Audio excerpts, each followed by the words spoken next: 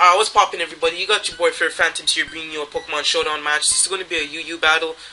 This is a Hail team based with Snover. It's the first time I've ever used this in battle. I just created this team not too long ago, so I basically just jumped on a Pokemon Showdown. So hopefully you guys enjoy, and we're going to start the battle starting now. Alright, so in this battle, I'm going to start off with my Sableye. He's going to start off with the Frostlass. I'm just going to go for the Taunt, predicting him to want to go for like Spikes or something like that, but he just goes straight on for the Ice Beam. So I'm going to switch out, go into my Snover here, just to get up the Hail. And then I'm going to go for the Protect, just to see if he wants to go for another Ice Beam, which he does. So then his Taunt ends, and then after I'm going to switch out and go into my Weavile right here. He goes for the Taunt himself, so I basically switched in at the right time. So I'm going to go for the Night Slash, which does a pretty good amount to his Milotic.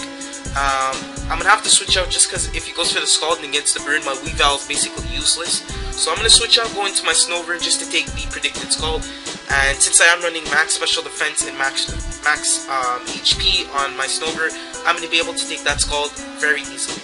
So I do go for the Substitute, and I make a pretty dumb play actually staying in. I probably should have went for the Leech Seed and then switch it out, but I actually stay in, try to get going, try to get the Leech Seed recovery and go for the, basically just trying to stall him. So I go for the Giga Drain. It brings him down pretty low, does around 20% damage.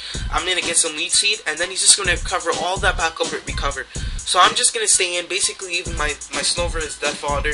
I should have switched out from the get-go because I am toxic and there's not much I can do when he has Recover, and it is a Milotic. So all he has to do is basically keep going for Recover and he's good. I could go for the Giga Drain, but it's not going to even do that much, and the Leech Seed's going to barely give me enough HP recovery. And then it's just going to bring me back down to the 50% zone because of Toxic. So right here I finally realized that he's going to go for another Recover. So I'm just going to go into my Coolfish, and I'm going to get up some Spikes, I believe, right here. I think I go for the Spikes or I go for the Thunder Wave. I can't remember. I think I go for the Thunder Wave, actually. Yeah, so I go for the T-Wave and paralyze that Virizion, which is so good, because now I could go for my Spikes without being in any worry. I should have went for the Spikes first instead of going for the Toxic Spikes, because he does have that Drapion, so he could just switch out and go into his Drapion and just do a heck of damage to it. Heck of damage, just get away the Toxic Spikes.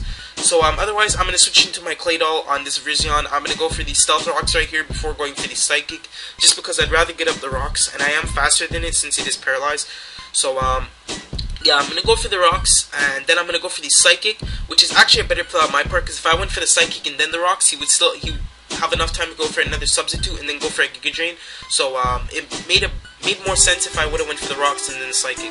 So right here I'm just going to go for the Ice Punch since it is boosted with the Hail, and Weavile's attack is just amazing.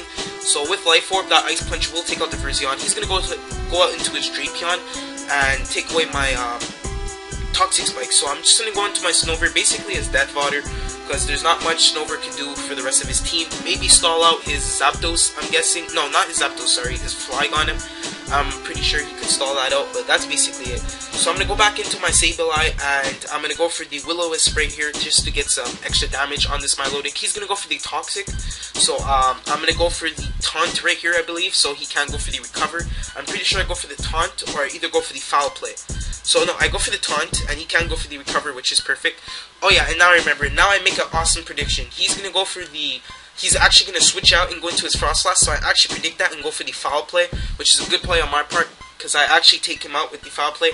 I'm not sure if the crit mattered. It probably did, just because I don't have no attack EVs on Sableye, from what I remember. So I'm going to go for the Will-O-Wisp on this Drapion, and that basically makes this Drapion useless. So I believe I switch out right here and go into my Quillfish just to get up all my Spikes and all that stuff. So yeah, I switch out right here, go into my Quillfish, and he's going to go for the Night Slash, which does 0 damage to my Quillfish since I'm running max HP, max defense, and I'm running the Intimidate, so it's pretty nice too. So he's going to go for another Sword Dance. I'm just going to get up all 3 layers of my Spikes right here. So basically he's just going to try to keep hitting me with Night Slash, and it's not going to do anything to me. So yeah, he goes for another Night Slash.